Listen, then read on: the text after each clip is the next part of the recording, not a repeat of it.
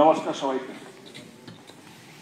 মাননীয় সদস্যগণের অবগতিতে জানাচ্ছি যে আজ ত্রিপুরার মহামান্য রাজ্যপালের উদ্বোধনী ভাষণের মধ্য দিয়ে ত্রয়োদশ বিধানসভার তৃতীয় অধিবেশনের প্রথম দিনের সভার সূচনা হয়েছে। 20 বক্সনগর এবং 23 ধনপুর ত্রিপুরা বিধানসভা নির্বাচনের কেন্দ্র থেকে উপনির্বাচনে বিজয়ী হয়ে আজ এই বিধানসভায় আসন গ্রহণ করেছেন মাননীয় সদস্য শ্রী তাফাজ্জল হোসেন কোথায় এবং শিবেন্দু দেবনাথ মহোদয়রা। আমি ওনাদেরকে উভয়কে এই সভায় আন্তরিক অভিনন্দন শুভেচ্ছা জ্ঞাপন করছি।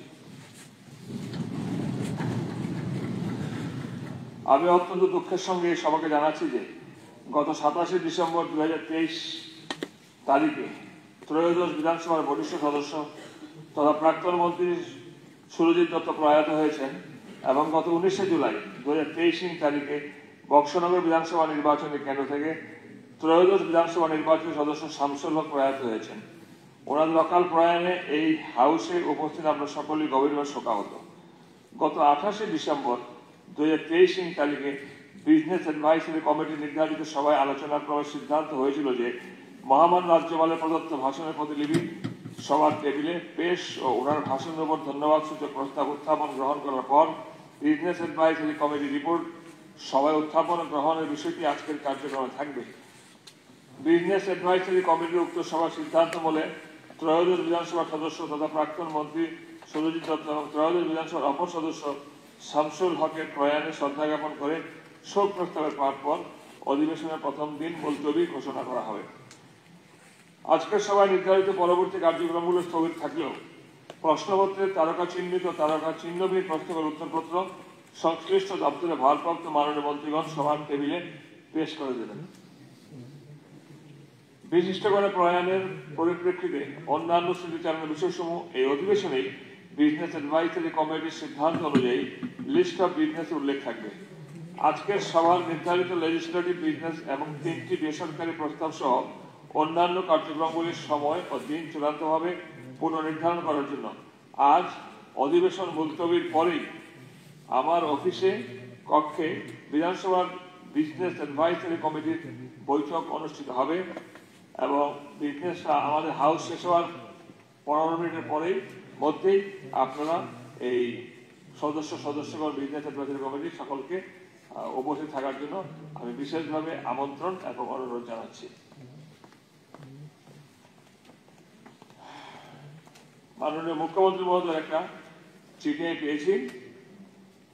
To the Honorable Speaker, Tripura Legislative Assembly, sir, with due honor, I am to inform you that due to some urgent official work, I am to leaving the headquarters today, that is on 5/01/24 afternoon. During my absence from the state, following honorable ministers will represent the departments as assigned below. On my behalf, in the current session of Tripura Legislative Assembly, till my return to the state, Health and Family Welfare, Urban Development Department, Science, Technology and Environment, Law, Chief Minister Secretariat, GA within bracket SA, GA within bracket AR, GA within bracket PNT, GA within bracket PNS, GA within bracket CC, GA within bracket Polytechnic. এগুলো দেখবেন মাননীয় মন্ত্রী শ্রী রতনলাল নাথ মহোদয়।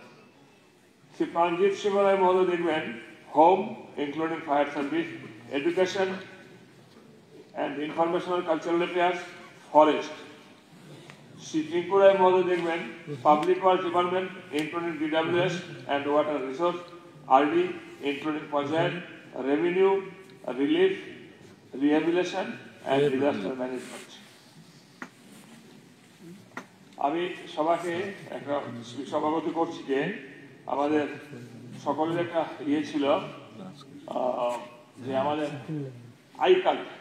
তো আমি যারা এখানে I card নিয়ে এসেছেন সবাইকে অনুরোধ করছি আমাদের সম্মানিত সদস্যগণ এবং সবাইকে আই কার্ডগুলো আপনারা ডিস্ট্রিবিউট করতে থাকুন, আমরা সবার কাজে পালন করি।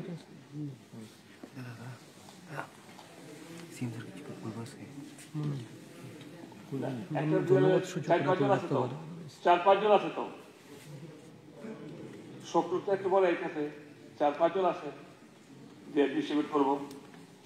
আজকের সবার নির্ধারিত তারকা চিহ্নিত তারকা চিহ্নবিহীন প্রশ্নাবলীর উত্তরপত্র একত্রে সবার টেবিলে পেশ করার জন্য আমি এখন সংশ্লিষ্ট দপ্তরে ভারপ্রাপ্ত মাননীয় মন্ত্রীগণকে অনুরোধ করছি। মাননীয় সদস্যগণ, আজ বেলা 11 ঘটিকায় ত্রিপুরার মাননীয় রাজ্যপাল এই সভায় উদ্বোধনী ভাষণ দিয়েছেন। ওই ভাষণের একটি প্রতিলিপি সবার টেবিলে পেশ করার জন্য আমি বিধানসভার সচিব মহোদয়কে অনুরোধ করছি।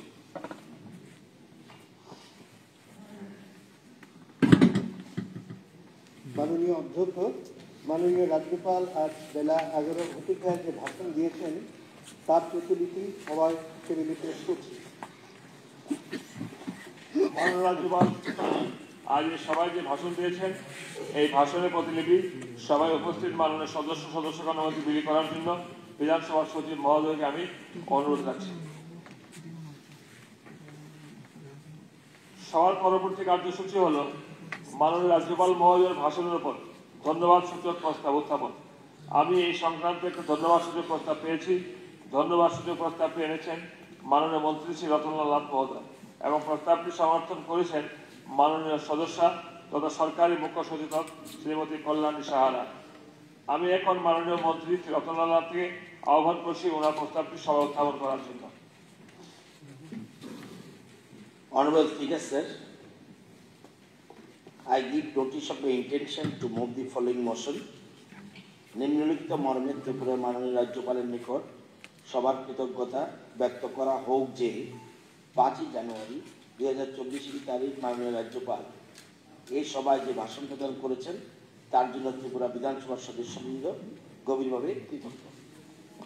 এই ধন্যবাদ সূচক প্রস্তাবের উপরে যদি কোনো মাননীয় সদস্যগণ সংশোধনী প্রস্তাব আনতে চান তাহলে আগামী 6 জানুয়ারি শনিবার 2024 তারিখ বিকেল 4 ঘটিকার মধ্যে বিধানসভার সচিবালয়ে ওনাদের সংশোধিত প্রস্তাব জমা দিতে পারবেন।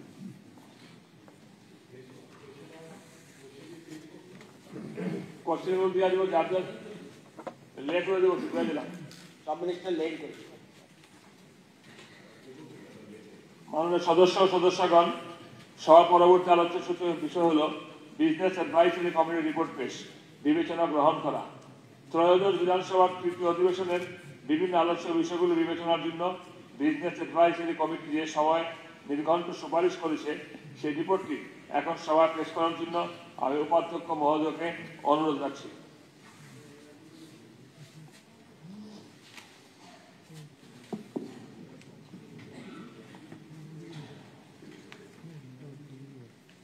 মাননীয় অধ্যক্ষ মহোদয়, বিধানসভায় বর্তমান অধিবেশনের 5 জানুয়ারি শুক্রবার 2024 তারিখ থেকে 11 জানুয়ারি বৃহস্পতিবার 2024 তারিখ পর্যন্ত বিভিন্ন আলোচ্য বিষয়গুলি বিবেচনার জন্য বিজনেস অ্যাডভাইজরি কমিটি যে সময় নির্ঘণ্ট সুপারিশ করেছে এই সংক্রান্ত রিপোর্টটি সবাই বিবেচনা অনুমোদনের জন্য পেশ করছে। এখন এই রিপোর্টটি হাউসের বিবেচনা এবং অনুমোদনের জন্য প্রয়োজনীয় প্রস্তাব উত্থাপন করতে উপাধ্যক্ষ মহোদয়কে অনুরোধ করছি।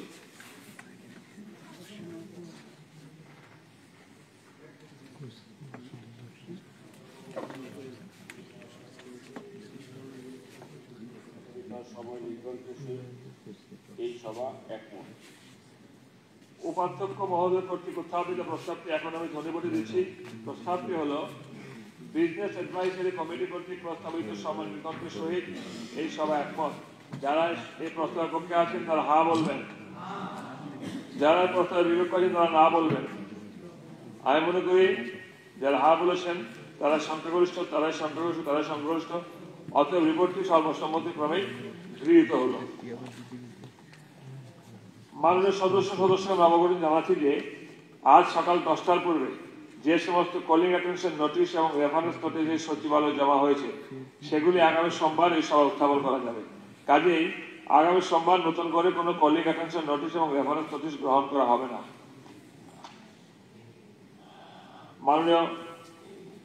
আমি মাননীয় সদস্য শ্রী অনিমেষ বর্মার নিকট থেকে একটি short discussion on matters of urgent public ইম্পর্টেন্সের উপর একটি নোটিশ পেয়েছি এবং জনজীবনের গুরুত্বের পরিপ্রেক্ষিতে সেই অনুমোদন দিয়েছি। নোটিশটির বিষয়বস্তু হলো TTADC-তে রাজ্য সরকার কর্তৃক বরাদ্দকৃত অর্থ সমাবেদন প্রদান করার সম্পর্কে। এখন আমি সবাইকে জানাচ্ছি যে মাননীয় সদস্য শ্রী অনিমেষ দেববর্মা কর্তৃক আঙ্কিত বিষয়বস্তুর উপর জনজাতি কল্যাণ দপ্তরে ভারপ্রাপ্ত মাননীয় মন্ত্রী শ্রী বিকাশ দেববর্মা আগামী 11 জানুয়ারি 2024 তারিখে বৃহস্পতিবার বিবৃতি দিতে স্বীকৃত হয়েছেন। বৃহস্পতিবার 11 তারিখ, ঠিক আছে মাননীয় মন্ত্রী।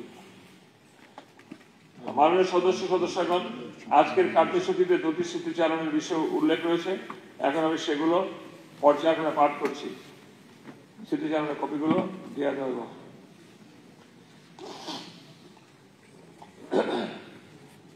ত্রিপুরা বিধানসভার সদস্য তথা রাজ্যের প্রাক্তন মন্ত্রী সুরজিৎ দত্তের প্রয়াণে স্মৃতিচারণ।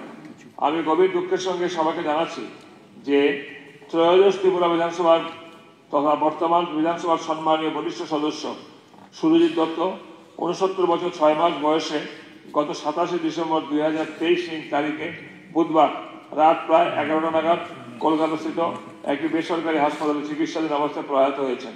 মৃত্যুকালে ওনার স্ত্রী এবং এক কন্যা সহ আত্মীয় পরিজন ওনার বহু গুণবন্ধকে রেগে গেছেন।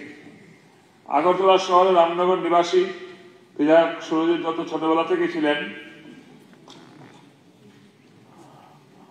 প্রচন্ড মানববিরোধী এবং প্রকৃত অর্থে একজন সমাজসেবক। 1988 সালে তিনি ত্রিপুরা বিধানসভার 7 রামনগর বিধানসভা নির্বাচনী কেন্দ্র থেকে ভারতীয় জাতীয় কংগ্রেসের প্রার্থী হিসেবে প্রতিদ্বন্দ্বিতা করে বিজয়ী হয়েছিলেন এবং কংগ্রেস টিউজেস জোট মন্ত্রিসভার মন্ত্রী হিসাবে সফলতার সঙ্গে দায়িত্ব নির্বাহ করেছিলেন। পরবর্তী পর্যায়ে তিনি একই বিধানসভা নির্বাচনী কেন্দ্র থেকে 1993 সনে, 1998 সনে, 2003 সনে এবং 2008 সনে নির্বাচনে প্রতিদ্বন্দ্বিতা করে এক নাগাড়ে পরপর 5 বার বিজয়ী হয়েছিলেন। 1917 সালে তিনি ভারতীয় জনতা পার্টির রাজনৈতিক আদর্শ অনুপ্রাণিত হয়ে বিজেপি দলে যোগদান করেন। 18 এবং 23 সনে পরপর দুটি নির্বাচনে ভারতীয় জনতা পার্টির মনোনীত প্রার্থী হিসাবে 7 রামনগর বিধানসভা নির্বাচনী কেন্দ্র থেকে প্রতিদ্বন্দ্বিতা করে জনতার অফুরন্ত আশীর্বাদ এবং জনতার কাঙ্ক্ষিত প্রার্থী হিসাবে বিজয়ী হন। প্রয়াত সুরজিৎ দত্ত ছিলেন একজন প্রকৃত অর্থেই জনদরদী। গরিব দুঃখী মানুষ থেকে শুরু করে সমাজের সকল অংশের মানুষের সুখে দুঃখে সর্বদাই পাশে থেকে ওনার পক্ষে সম্ভাব্য সব ধরনের সহযোগিতা করাটাই ছিল ওনার ব্যক্তিগত জীবনের একটি বিশেষ দিক ও বৈশিষ্ট্য। সদা হাস্যময়, পরোপকারী, বিনয়ী এবং অত্যন্ত পরিশ্রমী জীবনযাপন অভ্যস্ত প্রয়াত সুরজিৎ দত্ত জনগণের হৃদয়ের অন্তঃস্থল থেকে অবরন্ত ভালোবাসা পেয়েছেন। বাস্তবিক অর্থে তিনি ছিলেন একজন রাজ্যের একজন জননেতা, এই রাজ্যের একজন জননেতা। এই সভা জননেতা তথা বর্তমান ত্রিপুরা বিধানসভার বিধায়ক সুরজিৎ দত্তের প্রয়াণে গভীর শোক ব্যক্ত করে ওনার স্ত্রী, কন্যা সহ পরিবার পরিজনদের প্রতি গভীর মর্মবেদনা জ্ঞাপন করছে। স্মৃতিচারণ। ত্রিপুরা বিধানসভার সদস্য শামসুল হকের প্রয়াণে স্মৃতিচারণ।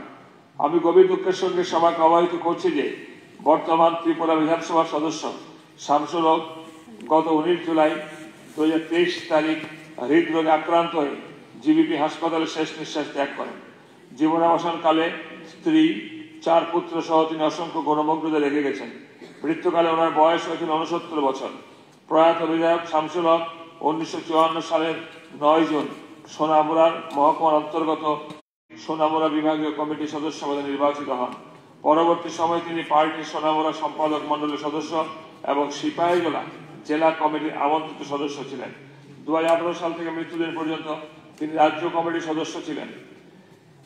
একজন সাহসী ও দক্ষ সংগঠক হিসেবে তিনি নিজেকে প্রতিষ্ঠিত করেছিলেন। সকল সম্প্রদায়ের মধ্যে ভ্রাতৃত্ববোধ ও শান্তি সম্প্রীতি রক্ষায় তিনি বরাবরই দায়িত্বশীল ভূমিকা পালন করে গেছেন। বিধায়ক হিসাবে জনস্বার্থমূলক দায়িত্ব পালনে ওনার ভূমিকা সকলের কাছে সমাদৃত। 1978 থেকে 88 সাল পর্যন্ত তিনি পরপর 2 বার কুলবাড়ি গ্রাম পঞ্চায়েতের প্রধানের দায়িত্ব যথাযথতার সঙ্গে পালন করেছেন। 1993 থেকে 1999 সাল পর্যন্ত তিনি অবিভক্ত মেলাঘর পঞ্চায়েত সমিতির সদস্য ছিলেন। 1999 সালে বক্সনগর ব্লক গঠিত হলে পরপর 2 বার বক্সনগর পঞ্চায়েত সমিতির ভাইস চেয়ারম্যান এবং পরবর্তী পর্যায়ে চেয়ারম্যানের দায়িত্ব পালন করেন। 2013 থেকে 18 সাল পর্যন্ত তিনি সিপাহীজলা জেলা পরিষদের নির্বাচিত সদস্য হিসেবে দায়িত্ব পালন করেন। 2023 সালের ত্রিপুরা বিধানসভা নির্বাচনে 20 বক্সনগর বিধানসভা নির্বাচনী কেন্দ্র থেকে সিপিআইএম প্রার্থী হিসেবে বিজয়ী হয়ে প্রথমবার মতন বিধানসভায় আসেন। ত্রয়োদশ ত্রিপুরা বিধানসভার সদস্য শামসুল হকের প্রয়াণে এই সভা গভীর শোকাহত।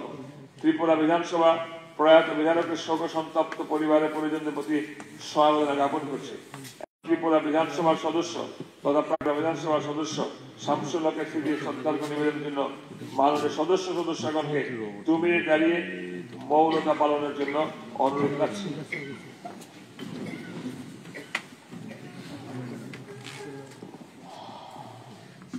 নীরবতা শুরু।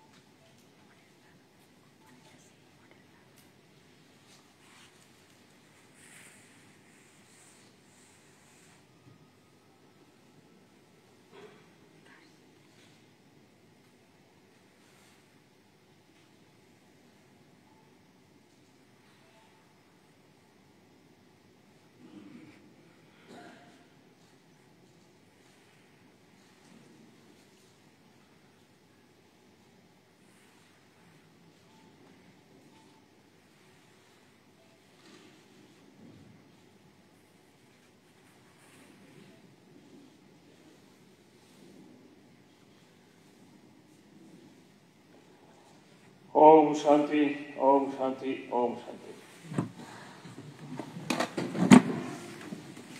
माननीय स्पीकर महोदय,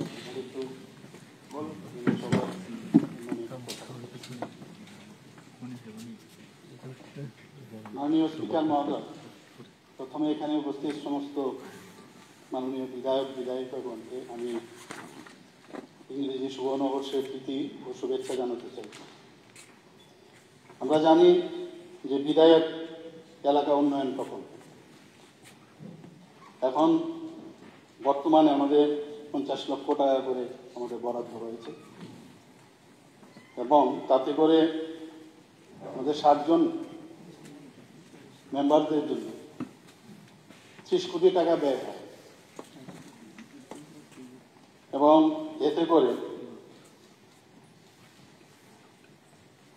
প্রায় 45 কোটি টাকা বরাদ্দ হয়।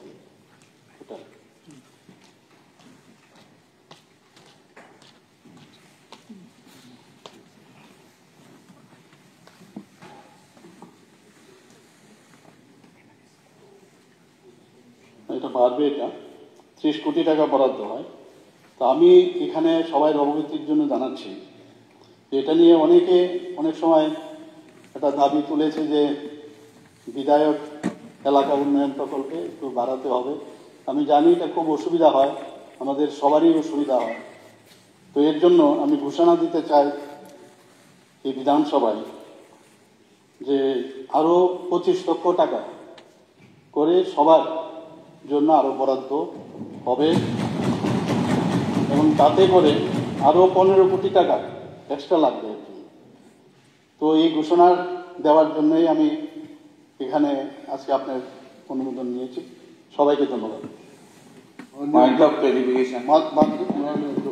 Point of clarification, sir. No, please. এই সভা মাননীয় অধ্যক্ষ মহোদয়, একটু Please. just 1 minute, can I Please. add on? আপনি সোমবারে বলুন প্লিজ। না, এই বিধায়ক এলাকা উন্নয়ন তহবিলের জন্য অলরেডি ডিসাইডেড প্লিজ। আমাদের অনুরোধটা তো আমরা রাখতে পারি। আমরা অনুরোধ করব যে এটাকে বাড়িয়ে 1 কোটি টাকা করা যায় কিনা, মাননীয় মুখ্যমন্ত্রী এটা দেখবে। Okay, decision can be change. Dipankar babu বলছিলেন, বলুন একদম প্রিসাইজ করবেন। 10 মাস চলে গেল, ওহো, এখনো এমএলএ ফান্ডে Demand, 1টি টাকা আমরা পাইনি। না না, 2 হচ্ছে না না না না, আমি একটা প্রস্তাব পাঠিয়েছি 1 কোটি টাকা করার জন্য। আমিও এই প্রস্তাব রাখছি, এটাকে 1 কোটি টাকা করা হোক। বাস এটাই অনিমেষ জীবন সেবা। ওকে, এই সভা আগামী 8 জানুয়ারি সোমবার 2024 তারিখ বেলা 11 ঘটিকা পর্যন্ত মুলতবি রইল।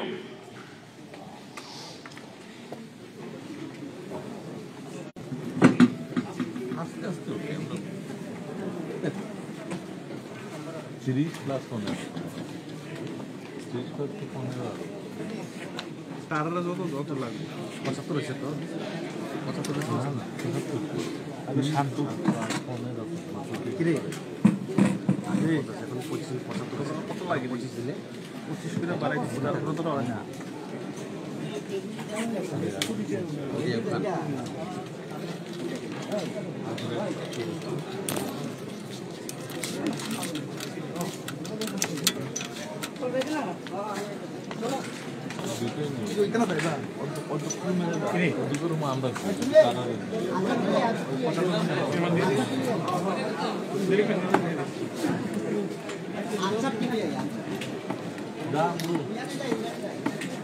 সিনিয়র সিটিজেন হিসেবে লাইন ধরে এলেন, সিনিয়র সিটিজেনের লাইন আছে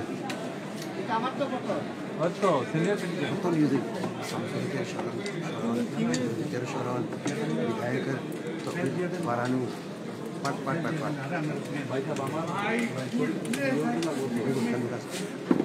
সাক্ষাৎ ধরা এখানে আইসা মেলা নানি